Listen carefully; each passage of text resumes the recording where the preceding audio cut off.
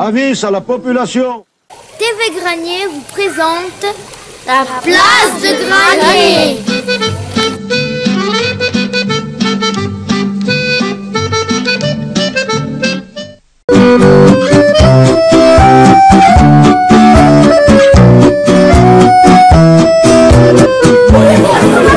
Autour de tout. Bonjour le gros bébé. Bonjour ma chérie. Bonjour les petits chats.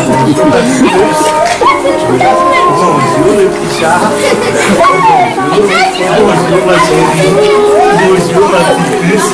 Bonjour ma petite puce. Bonjour les petits poussins.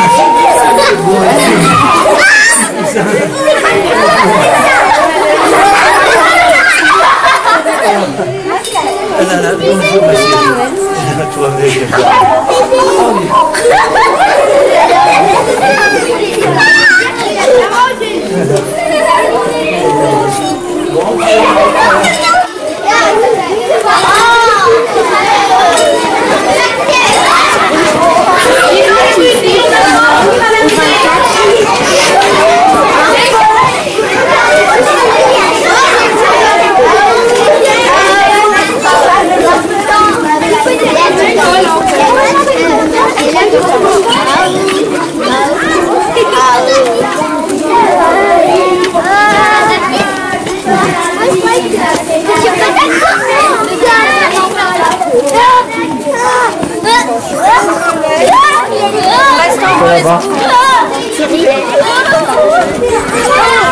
Attends, Jules.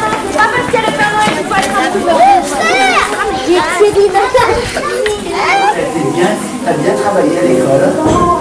Viens faire voir ta maîtresse, voilà. Viens faire voir la maîtresse.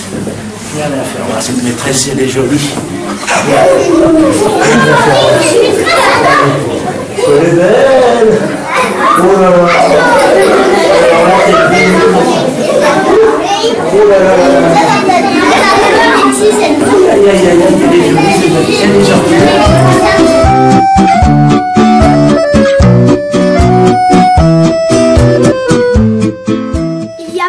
La COP21 a investi le Bourget et avec elle les chefs d'État, élus et acteurs environnementaux engagés dans la lutte contre le réchauffement climatique.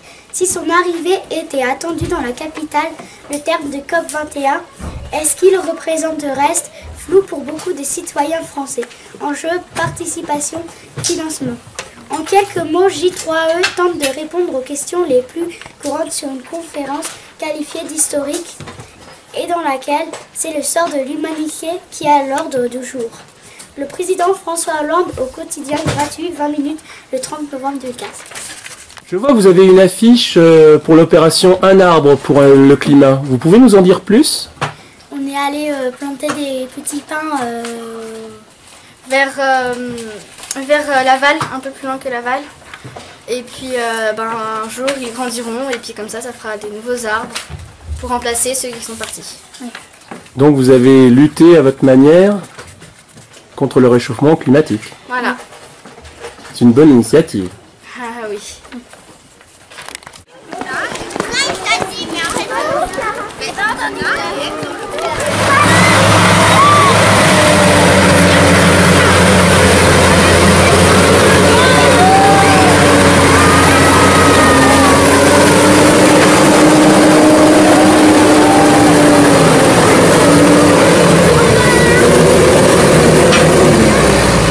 Avec Anthony. Ouh là là, elle est mou. François avec Anthony. Maxime, ça va? Mais arrête, William.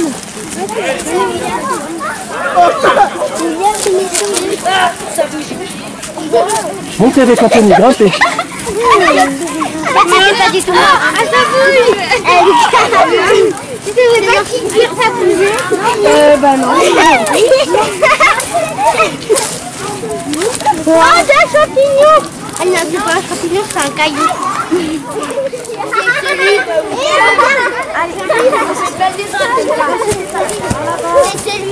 C'est celui en bas qui vont casser. Mais c'est pas le cas, William.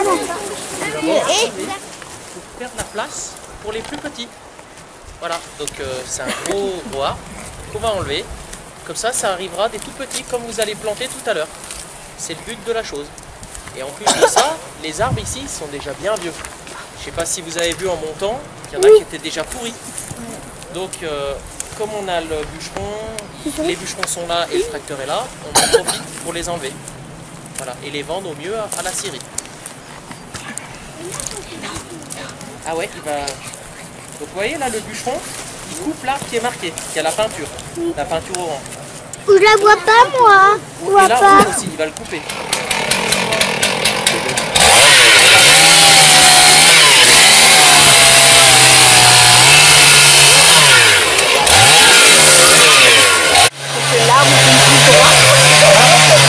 C'est ce qu'on appelle l'entaille. L'entaille, il donne la direction où l'arbre va aller. Donc là, l'entaille là, il va descendre et donc il a enlevé des branches pour avoir de la visibilité. Regardez ce qu'il fait.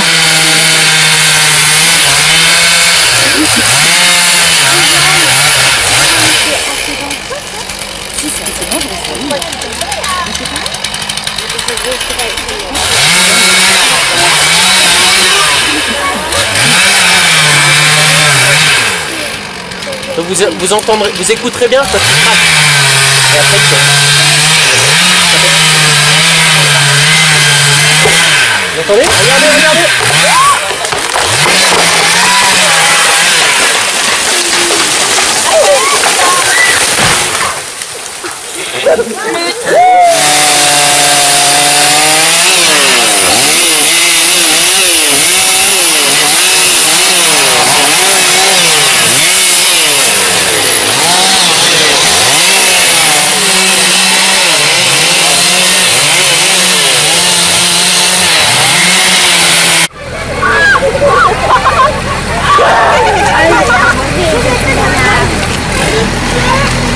Il est où le chauffeur?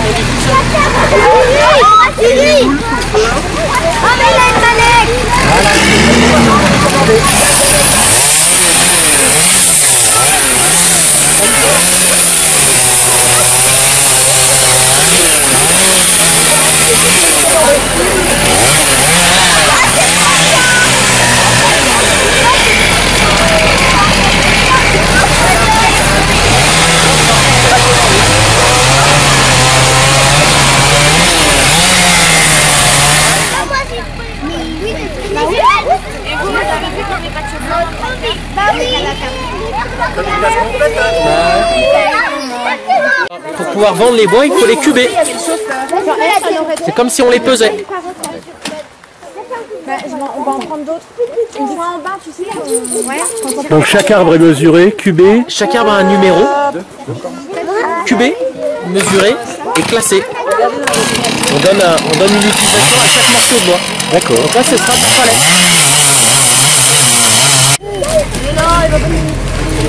Super bien.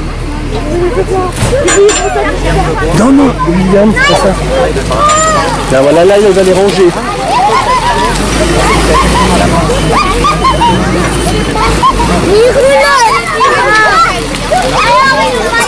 Bien, il va le soulever, il va le ranger au-dessus des autres. Regarde, regarde. Regarde, il le prend avec la pince. Tu vois? Il le prend, il le soulève, il le met de l'autre côté. Voilà. C'est très lourd, hein? C'est très lourd. On va faire pareil avec d'autres petits morceaux.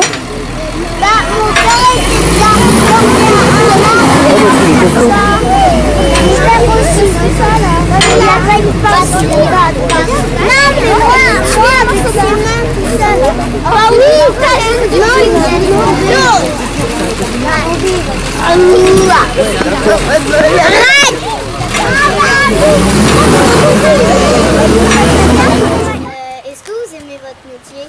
Oula oui, on adore. Nous aussi, c'est un beau métier. On est pas mal. Faut demander aux jeunes, ils commencent. Nous on est déjà vieux. Est-ce que vous aimez votre métier? Vous demandez. Ouais. Oui, bah oui, il faut. Oui. Passion. Mieux que l'école, Non, il c'est va vrai. dire. Non, c'est pas vrai. Une autre question? Charlotte? Est-ce qu'il faut passer beaucoup d'examens pour faire ce métier? Ouais, j'ai demandé à Adrien. C'est Adrien qui les passe. Il y a deux modèles. Explique Adrien ton parcours. Alors moi je fais une formation professionnelle. Ouais. Alors de temps en temps je vais à l'école et puis de temps en temps je vais au cours. Il est en train de passer un DEP, un SAP, mais il a déjà passé le bac en gestion forestière. Si, Louise, il va bien à l'école, hein, pour de bon. Hein. Ah ouais, c'est à l'école. Hein. Ouais, mais ça, c'est pas la même que la nôtre. Hein. Ah ouais. C'est un plus gros, c'est un collège. Bah oui, il fait pas des maths et tout. Hein. Il fait pas des maths. Si, hein, des maths. Si, il fait des maths. Si. Oh, c'est la base. Hein. Ouais. Non, moi j'en fais plus. Non. Ouais. Oh la chance. Ouais, et du coup, il va y avoir plein de monde qui seront d'accord là pour faire. Je vais couper des cerisiers. Non, ça m'arrive pas, non. Peut-être Adrien, on a coupé sur le bas, mais non, des feuillus, on en coupe quasiment pas. Non. Les arbres fruitiers non plus. Hein. C'est que les résineux, ouais. Que l'exploitation. Comment? Pourquoi? Parce qu'on n'a pas l'occasion, mais on n'a pas l'occasion. On n'est pas dans des forêts. Ouais. Pas de feuillus. En feuillus, en fait, c'est que des résineux. Ouais, lui, il a un peu des. Il a 2-3 Un petit peu de hêtre, hêtres en bas sur le vers centre. centron. Ouais. Mais sinon, c'est que de la forêt de conifères ici. Alors là, quand on vient de couper, à peu près, il a quel âge? 150 ans, non? Ce qu'on disait à peu près. On l'a coupé en 15 minutes. 150 ans. Non, mais pour donner un peu la. 150 ans pour qu'il pousse, 15 minutes pour l'abattre. Enfin, plus vite pour l'abattre que pour le temps de plantation hein, et de pousse. Voilà, ouais. D'où, il faut une bonne gestion. C'est pour ça qu'ils sont là. Ophélie, une question? Bah, à partir de quel âge on peut couper les arbres? Je pense qu'il faut être majeur. Couper les 18, doigts. je pense. Non? Comme Adrien. Ouais, bah oui. Non, c'est majeur. Dérogation. Voilà. Sinon, c'est 18 ans. Comme tout. Hein, ça. Comment vous avez fait le bobo maintenant? Ben, je suis tombé l'autre jour. Non, en fait, c'est que j'ai pas fait le repassage à la maison. Et ma copine m'a frappé. Voilà. Je dirais ça. Non, je suis tombé dans la forêt. Là. Je suis tombé l'autre jour, la tête la première. Julie?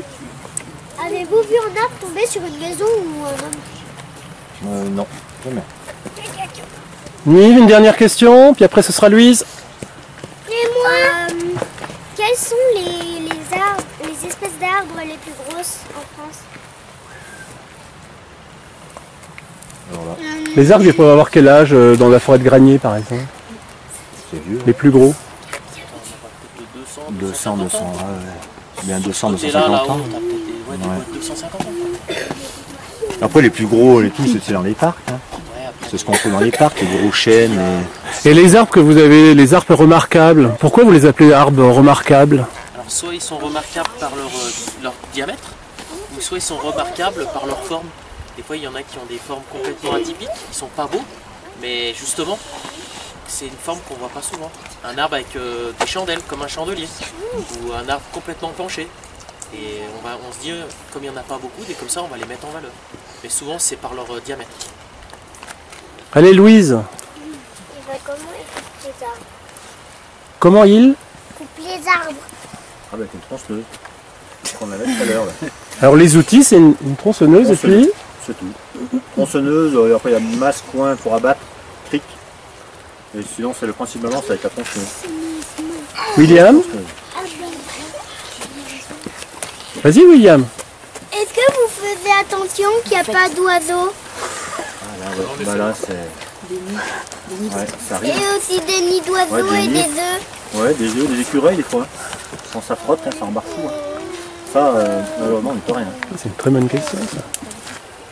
Encore une ou deux questions, puis après on ira planter des petits sapins. Louis? Combien y a-t-il d'arbres dans la forêt? Monsieur le garde forestier. Alors, oui. Un milliard. La forêt de Granier, elle fait à peu près 400 fois le stade de foot. Un grand stade de foot. Voilà. Après, te dire le nombre d'arbres qu'il y a, c'est compliqué parce que chaque parcelle est différente. Tu as des parcelles où il y a beaucoup d'arbres, il y a des parcelles où il y en a moins. Mais la forêt de Granier, c'est déjà une grande forêt pour la Tarentaise. Luna? Comment est-ce que vous faisiez attention? Oh, bah, comment on fait attention avec les années de métier, avec l'expérience. Mélanie, une dernière question. Alors, avez-vous connu ce métier? Est-ce que quelqu'un de votre famille était bûcheron? Voilà mon père, puis mon frère. J'ai suivi la famille. Il y a un autre qui arrive.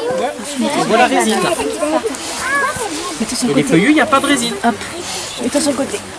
Pourquoi vous avez fait un trait? Alors ça c'est une plaquette, c'est pour lui donner un numéro. Quand on va le vendre à la scierie pour faire des planches, eh ben, il sait que l'arbre c'est le 11 377 et qui vient de Granier. Pourquoi vous avez fait ça? Alors là c'est pour lui donner sa qualité. Sa qualité là c'est de la palette. C'est pour faire des palettes. Voilà. Comme ça quand l'acheteur il va voir, il sait qu'avec ça il fait de la palette. Donc là, on voit bien qu'il y a plusieurs couches. On voit qu'il y a une partie, c'est l'écorce. Ensuite, juste en dessous, c'est autre chose. Juste en dessous de Là, l'écorce. c'est ce qu'on appelle tout l'écorce entre écorce. Et Ouais. après là c'est complètement du bois. C'est que là il est coloré parce qu'il y a eu une altération. Il y a eu une altération à un moment de sa vie. Ouais. C'est pour ça qu'on fait. Il est en palette. Mais sinon, un bois sain, il y aurait donc l'écorce entre écorce. Et là il est complètement blanc. Ok. Voilà, sur de l'épicéa. Du mélèze il serait rouge. Mais là ici la coloration veut. C'est par exemple sur le chêne on a le bois, c'est un peu plus complexe, mais on a le bois de printemps et le bois d'été. Donc il y aurait deux couleurs entre chaque cerne. D'accord. Mais là sur l'épicéa c'est une cerne, une couleur. Là la coloration D'accord. c'est pas lié à un type de bois. Est-ce que vous allez vous souvenir comment ça s'appelle, les traits qu'on voit à l'intérieur du tronc, là? Oui. Qu'est-ce qu'il peut me dire? Les cernes. Les cernes. Tu vas t'en rappeler, Lino? Comment ça s'appelle le petit trait là qui est à l'intérieur du tronc d'arbre? Les cernes. Très bien, les cernes. Voilà, on va s'en souvenir de ça. Est-ce que vous avez des questions à poser sur l'intérieur de l'arbre? Alors quand l'arbre il arrive à la scierie, en fait il y a une machine qui l'écorce. Parce qu'en fait l'écorce sur une planche ça sert à rien. L'écorce après elle est utilisée, vous savez, pour les jardineries, pour faire des paillages. Voilà. Paillage. Je pense que Pour mettre dans vers ma les- classe, il n'y en a aucun. mettre, mettre entre les rosiers par exemple. Voilà. D'accord. Dans les parcs. Et l'écorce on l'enlève pour scier le bois. Voilà, un morceau. Toi t'as un morceau d'écorce. Ah, la tour de bois, elle est cassée. Tu peux faire un peu. Bon, bah, moi je suis là-dessus. Mon père a presque sur que toi. C'est calé. On trouve un endroit où il n'y a pas que des pierres. Oui.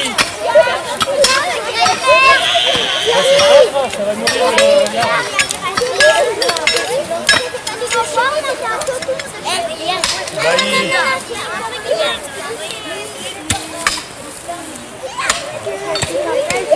Après c'est plus loin. Allez, viens. Il y en a encore. Ah ouais, tu vas là. Non, il va là. On enlève pas.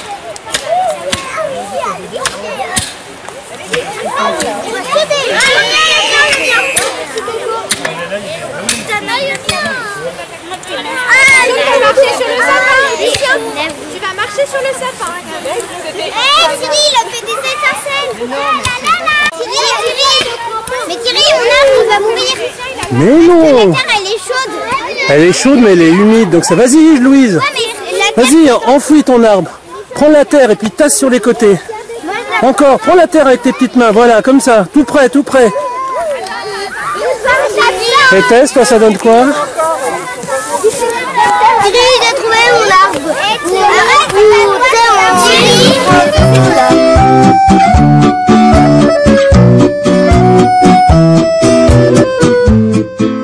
Nous allons vous lire Le Père Noël est dans la lune. Le soir. Aujourd'hui, le Père Noël se réveille en sursaut et il s'écrie zut et triple et flûte. Ce soir, c'est Noël et je ne suis pas tout à fait prêt. Plouf, il plonge sous la douche. Zip, il s'habille à toute vitesse sans même se sécher. Bizarre, s'étonne-t-il. Pourquoi mes chaussettes sont-elles mouillées? Enfile son pantalon à l'envers et met ses boutons de chemise dans les mauvaises boutonnière. Hop, il glisse les pieds gauche dans une botte rouge. 1. Et le pied droit dans une botte noire. Je suis en retard, terriblement en retard. Ronchonchon, le Père Noël, qui entasse une montagne de baguettes, de paquets dans son traîneau.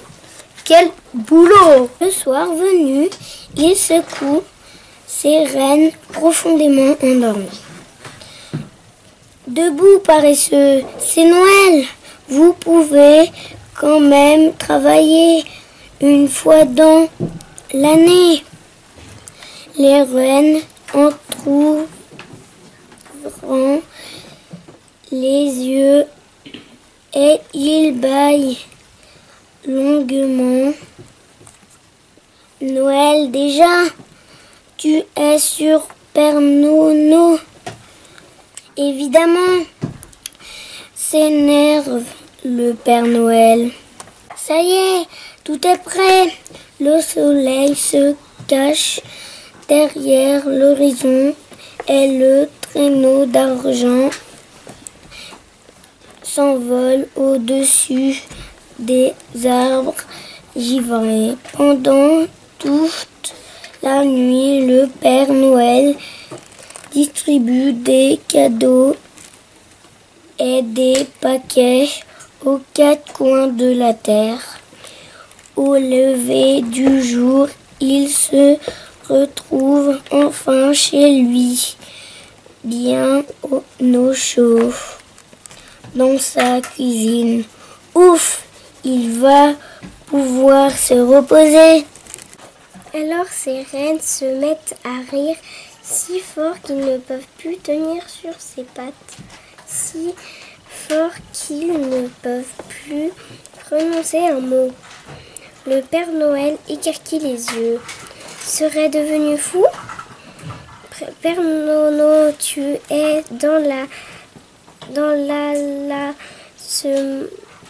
s'amusent les rennes. Je suis dans la. Qu'est-ce que c'est que ce tralala? S'étonne le Père Noël. Tu es dans la lune. Gloussent les rennes. Le Père Noël se frotte les yeux. Qu'est-ce que c'est? C'est impossible, le 25 novembre. Mais si, il s'est trompé de date. Le 25 décembre, le jour de Noël. Ce n'est pas aujourd'hui, mais dans un mois, exactement. Et les cadeaux, il les a tous distribués. Calamité! Il va devoir tout recommencer. Les fabriquer, les empaqueter, les enrubanner, les étiqueter, les transporter. Calamité de calamité. Le Père Noël se regarde. Il est dans la lune. Oui, c'est vrai. Il a mis sa culotte à l'envers, comme le roi d'Agobert. Oui, c'est vrai. Ses boutons ne sont pas dans les bonnes boutonnières. Oui, c'est vrai. Il s'est trompé de bottes. Et alors, il n'y a pas de quoi mourir de rire. Le Père Noël tape du poing sur la table. Et il gronde d'une grosse voix. Taisez-vous, affreux voyous! Ça arrive à tout le monde de se tromper. Hihi, haha. Ce n'est pas pour ça qu'on rit, Père Nono. S'amusent les rennes. Oh non, ce n'est pas pour ça. Et du bout du museau. Les rennes montrent le calendrier pendu au-dessus de la rive de l'évier.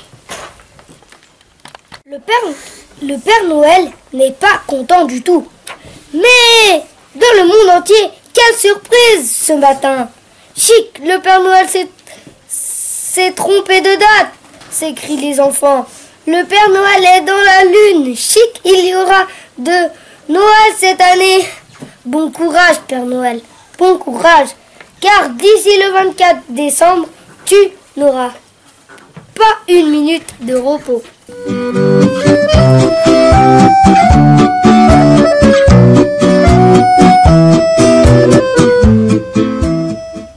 Est-ce que la course a été difficile à supporter?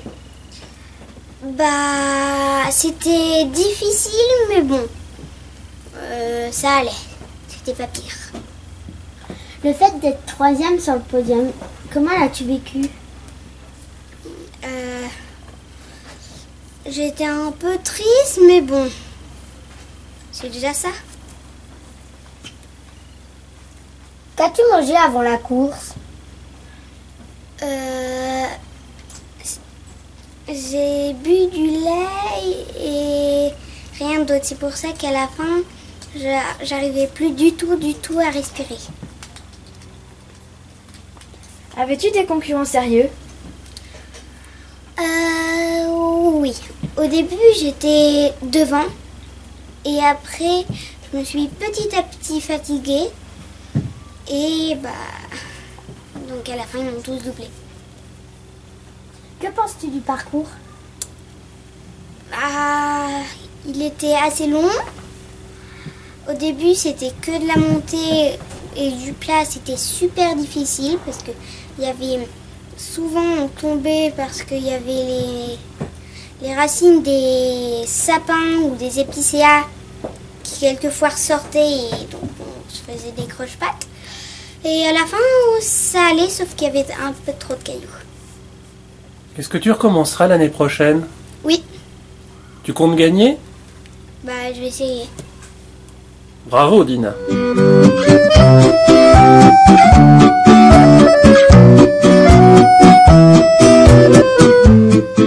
rencontrons aujourd'hui Imanal Pellissier, champion de rugby. Est-ce que ton sport te plaît? Bien sûr, ça me plaît très bien. Est-ce que tu as déjà eu de graves blessures? Non, ça arrive d'avoir des bleus, mais j'en ai jamais eu. Explique-nous les règles. Faut faire des passes en arrière, pas en avant, sinon il y a des mêlées. Si on met le ballon hors dehors du jeu, il y a touche.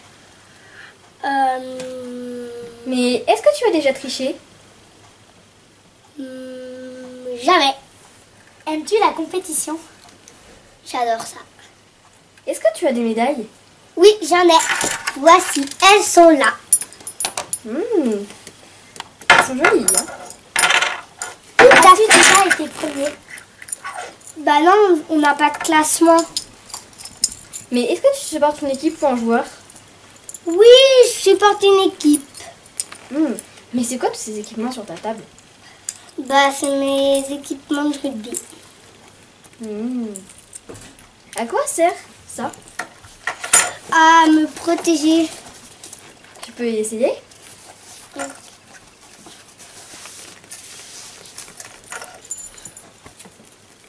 mal.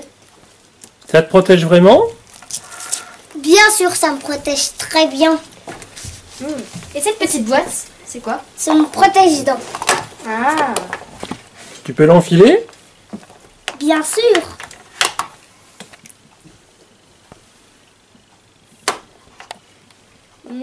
Et pourquoi tu mets un protège-dents?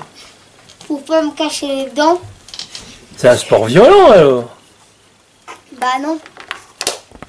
Si Si tu t'en mets... mets pas, tu vas te casser des dents. Ouais, mais pourquoi? Parce que tu rentres contre les murs? Tu fais quoi? Non, on ne compte pas les murs. C'est si on fausse dans quelqu'un, ça nous protège des dents. T'as déjà eu des petits accidents? Des petits accidents? Avec les autres joueurs? Oui, il y a eu un petit accident il y a 2 ans. De quel club fais-tu partie? Du RCHT. Est-ce que tu veux être professionnel? Je ne sais pas encore. As-tu déjà eu des compétitions? Oui, j'en ai déjà eu. Combien? Contre qui tu jouais? Contre Albertville, les Italiens, Ce sont des joueurs de ton âge? Bah oui. Ils sont très costauds? Des Italiens? Oui. T'es déjà arrivé à les plaquer? Oui, plusieurs fois.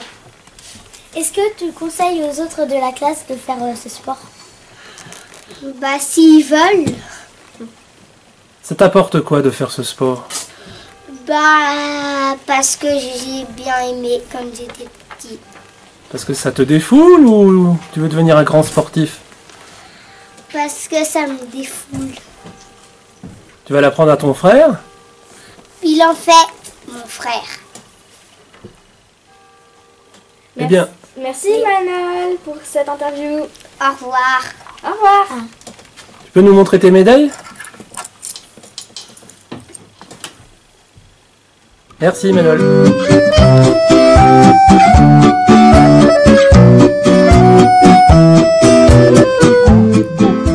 Bonjour tout le monde, aujourd'hui je vais vous parler de la bande dessinée très connue de Titeuf. Donc Titeuf, c'est une bande dessinée tirée de l'histoire d'un jeune garçon de 10 ans qui se pose des questions sur la vie de tous les jours. Alors donc c'est à la fameuse mèche blonde et ses expressions comme chaud ou bien c'est pas juste. Titeuf est très connu pour ses 14 albums et 2 hors-série. Donc les albums sont Dieu, le sexe et les bretelles qui est sorti en 1992. L'amour, c'est pas propre qui est sorti en 1993. Ça épate les filles qui est sorti en 1914. C'est pas juste qui est sorti en 1995. Titeuf est le derrière des choses qui est sorti en 1996. Chaud monde cruel qui est sorti en 1997. Le miracle de la vie qui est sorti en 1998. Lâchez-moi le slip qui est sorti en l'an 2000. Du Préau qui est sorti en 2002.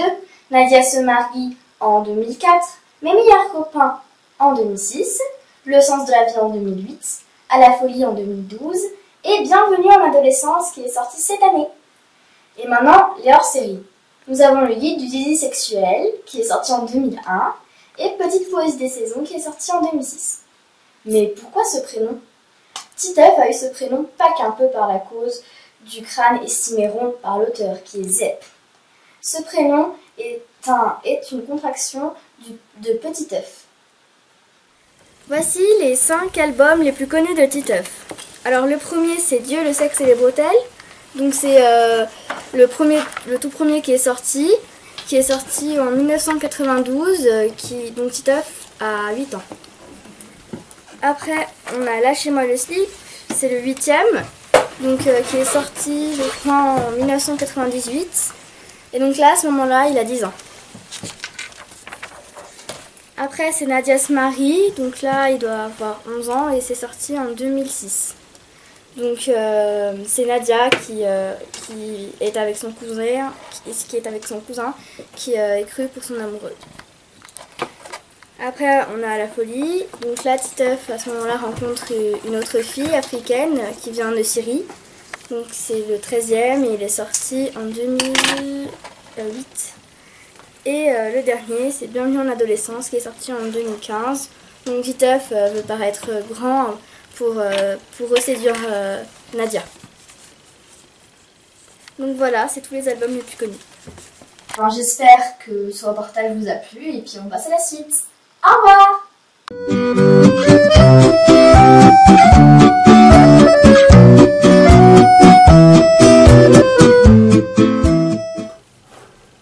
Salut les amis. Bonjour. Aujourd'hui, on va nous t'interviewer.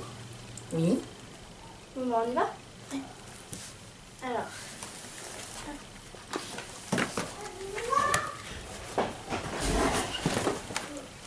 Est-ce que ton métier te plaît? Alors oui, je suis maîtresse d'école, parce que tu l'as pas dit je crois.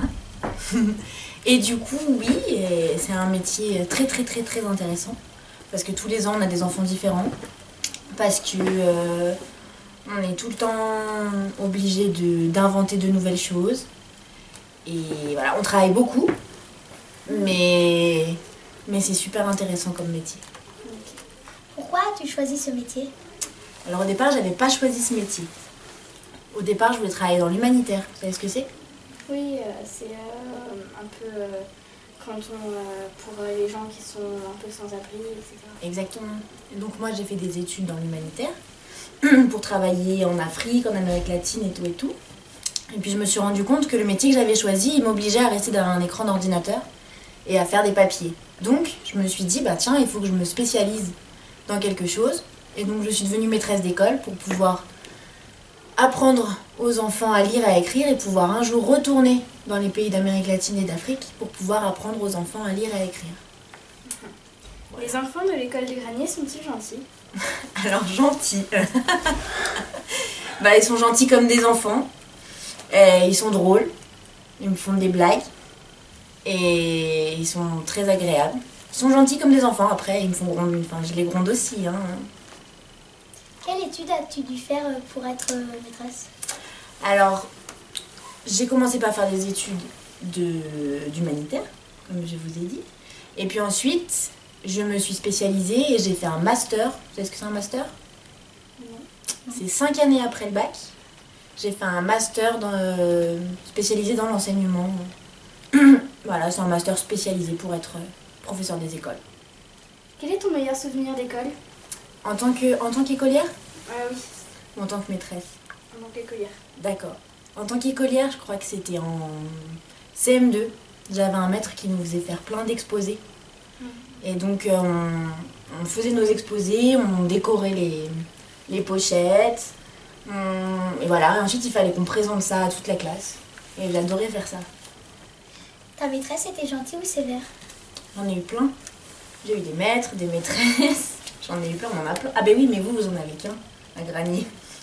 Alors que moi, j'en ai eu un différent tous les ans de ma primaire. Et donc, il y en avait des sévères, mais en gros, ils étaient tous gentils. Il y en a eu une sévère, je crois, d'après mes souvenirs. Que comptes-tu faire plus tard? Plus tard?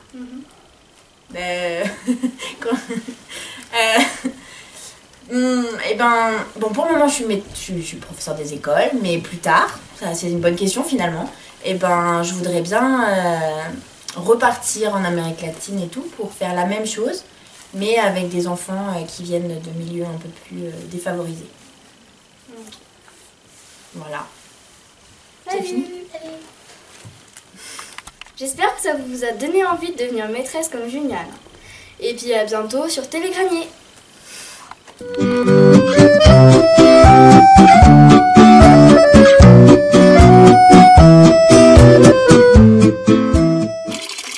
Coucou, la passion du mois. C'est les chevaux et nous voici avec Carole. Bonjour. Quel aliment mangent les chevaux? Alors essentiellement les chevaux mangent de l'herbe au pâturage et après en hiver lorsque le froid a stoppé la pousse de la végétation, ils mangent de l'herbe séchée, du foin. Il arrive que les chevaux qui travaillent mangent, on leur apporte un petit complément pour leur apporter l'énergie dont ils ont besoin. Ok. Quel est l'âge maximum pour les chevaux? Alors on considère qu'un cheval est âgé à partir de 20 ans.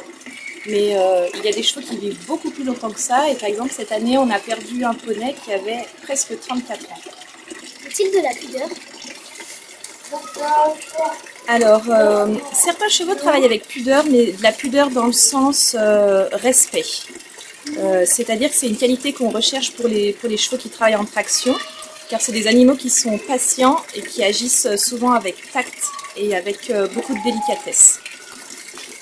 Quel est le travail à faire pour qu'ils soient en bonne santé? Alors pour qu'ils soient en bonne santé, il y a un travail quotidien qui est basé sur la surveillance et l'observation pour anticiper les problèmes qu'ils peuvent avoir. Et il y a aussi un travail physique. Les chevaux qui travaillent en traction doivent être des animaux qui doivent être musclés. Et donc pour cela, on doit les entraîner régulièrement pour entretenir leur masse musculaire. C'est un peu comme des sportifs de haut niveau. L'été est-il dangereux pour les humains? Alors à partir du moment où on travaille avec des animaux, il y a toujours un risque, car on ne peut jamais maîtriser les situations à 100%. Mais le but, c'est d'analyser les situations pour anticiper les comportements du cheval. Et à partir de ce moment-là, tout se passe bien. Est-ce dur de diriger un cheval? Alors diriger un cheval, non, c'est pas très dur. On lui demande d'aller à gauche, il va à gauche. On lui demande de s'arrêter, il s'arrête. Mais le plus compliqué, c'est le débourrage. Pour travailler avec un cheval, par exemple, au débardage, il faut compter 4 à 5 ans de dressage pour être vraiment OK. Est-ce que vous pouvez nous parler de votre vie? Bien sûr. Alors moi, je suis éleveuse de chevaux de trait à Granier. Donc j'ai un petit élevage d'une dizaine de poulinières. Donc tous les ans, elles font des poulains. Les poulains, au fur et à mesure des mois qui passent, je commence à les dresser pour qu'ils puissent travailler en traction. Et ensuite, quand ils sont prêts, je pars avec eux en forêt, on va tirer du bois ou on travaille sur différentes activités en traction animale. Qu'est-ce que tu leur fais faire en travaux régulièrement? Alors régulièrement, on travaille donc en traction animale. Donc on part en forêt avec les chevaux. On coupe du bois et on attache le bois à l'arrière du cheval avec un palonnier et le cheval doit amener le bout de bois à la route par exemple. Après on travaille aussi pour entretenir le grand biais comme on a fait à Granier où le cheval passe dans le ruisseau pour recreuser le fond du lit du ruisseau pour éviter qu'il ne déborde. Tu as commencé à quel âge et pourquoi les chevaux t'ont intéressé? Alors j'ai commencé vraiment à m'intéresser aux chevaux quand j'avais 5-6 ans. Donc j'ai commencé comme tout le monde, comme toutes les jeunes filles, à monter à cheval dans des centres équestres. Et puis ensuite j'ai fait beaucoup de compétitions en saut d'obstacles. Et puis après quand je suis devenue un peu plus grande, je me suis intéressée aux chevaux de trait parce que je trouvais que c'était une race très très intéressante avec des chevaux très musclés. Et je trouvais que peu de personnes s'intéressaient à eux. Et moi j'ai trouvé que c'était intéressant de développer cette activité pour déjà parce que j'aimais ces chevaux et aussi pour un peu protéger l'environnement. Au revoir. Au revoir. Au revoir. Au revoir.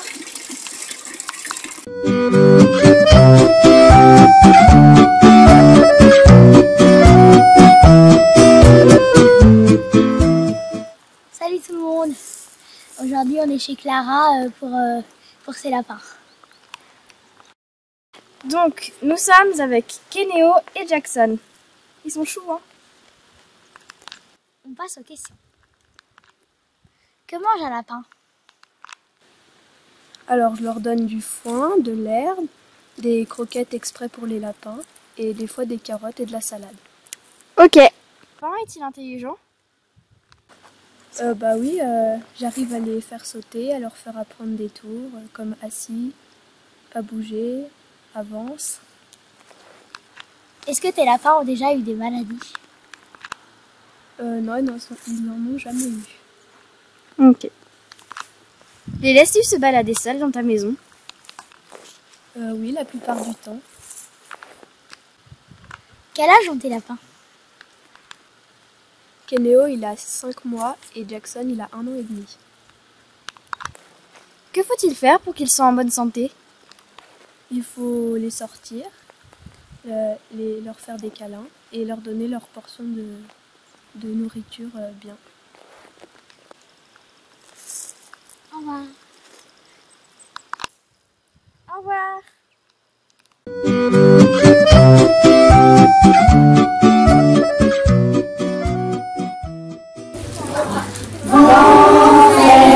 Vent du matin, vent qui souffle au sommet des grands pins.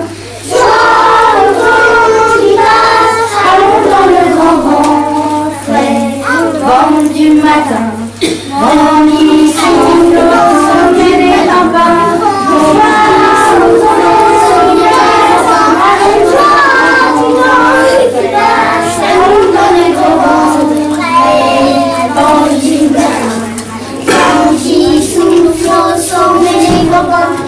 Joyeux vent qui passe à nous dans le vent.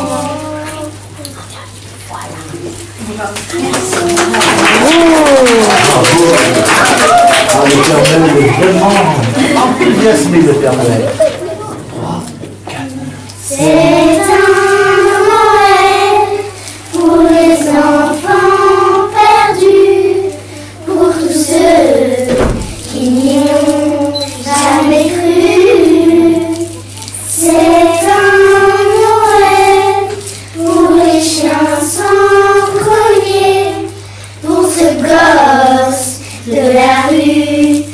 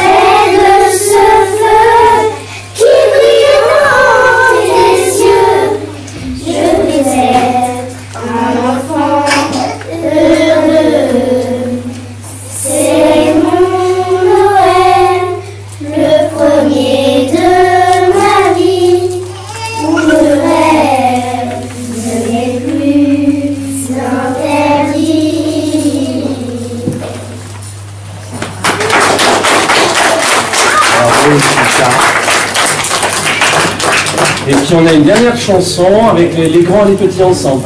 Alors les grands, vous allez vous noyer avec les petits, vous allez vous mettre parmi les petits.